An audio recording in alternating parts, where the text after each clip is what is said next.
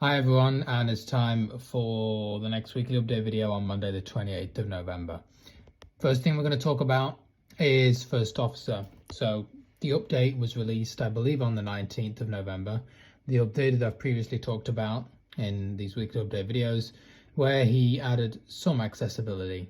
So I spoke last week, I think, about the new button menu system, as he calls it. Essentially, you can go into a submenu through Alt, and then there'll be a submenu with some various buttons in that you would normally have been able to tab to in First Officer Pro. So for example, you can hit the voice button and this will activate voice, and then you can use Control M to mute and unmute at your own will. You can also use buttons to obviously go to the different dialogues. Your what would be considered your briefing dialogue, for example. Now, the issue that you're going to encounter is that does not mean, because you can get to the buttons, that all the combo boxes and text fields will be labeled within those dialogues. So, for example, if you are doing your briefing, you can, as always, figure certain things out. You can figure out what is the combo box to set your SID, whether you have a SID, that is, or whether you want it to go to heading select. And this is pretty important because it's actually slightly different to First Officer Pro, in that if you don't go in here and set that you have a SID, it won't turn on LNAV, it'll turn on heading select. So it's pretty important to go in here and choose you have a SID. It'll be set to no in the combo box by default, but there are other text fields that you will have to figure out what they are as you go. And some of them you might, not be able to understand at all what it is, just because they're not labeled, and hopefully he's going to continue to work on that. Of course, it's not the end of the world. This is very integrated now with SimBrief, so it's not like you have to go into the briefing dialogue and set everything up from scratch. It's perfectly fine to leave things as they are. You'll be able to get through just fine. But again, it also means that, for example, in terms of configuring First Officer, we are still rather reliant on the user config, because certain things aren't laid out perhaps in an ideal way in the options. The other thing to mention is that there is going to be another update on the 24th of December. It doesn't look like there's a beta been put out for that yet. There's some fixes for that you can see that he's going to include in that update. Nothing accessibility wise listed yet. It's mainly just talking about PMDG fixes, so how he's going to fix some apparent problems with the APU starting up in the after landing flow before engines are shut down. It seems like he's suggesting that the APU has some kind of issue where it'll shut the engines off before the APU is ready.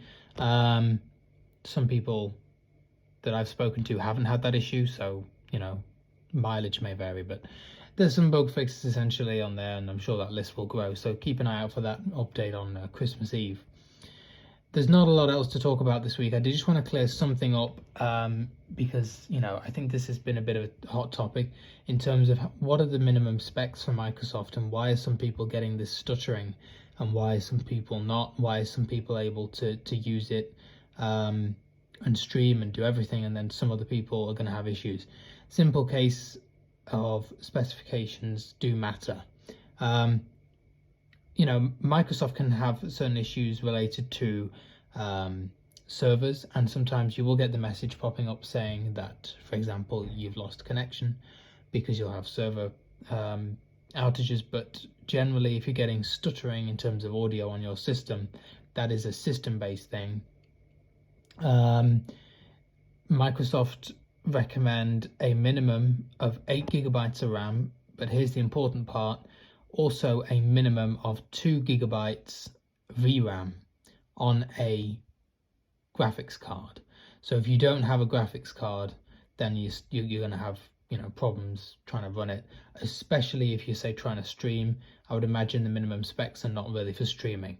The issue and the reason you're going to have more stuttering with Microsoft than P3D and lag generally is because not only does Microsoft have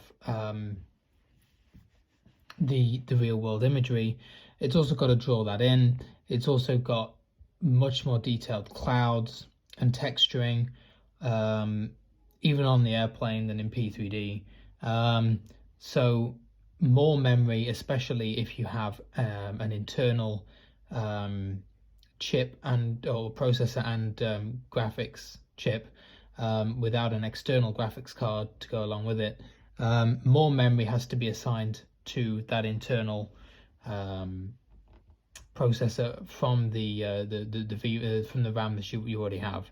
So if you have 8 gigabytes of RAM or 16 or whatever, and you don't have a graphics card that's got separate virtual RAM, some of your actual physical RAM has to be assigned to the graphics chip that comes with your processor. So that's why having a graphics card is very important, and also probably why having, say, more than 8 gigabytes of RAM is important. P3D probably less so, because it's not pulling real world imagery, it's just pulling generic textures that are already on your PC, and there's a lot less detail. That's not to say P3D is bad, it's still a very good simulator, but it just means that naturally P3D is going to run better on lower end systems than Microsoft would. So yeah, specs do make a difference. There are other factors, of course, especially with Microsoft. You know, your internet will affect texture quality and things because it's got to stream real world imagery. And definitely, you know, Microsoft can be a little bit unstable sometimes. But in terms of specs, yeah, 8 gigs of RAM, 2 gigs of VRAM are the absolute minimum.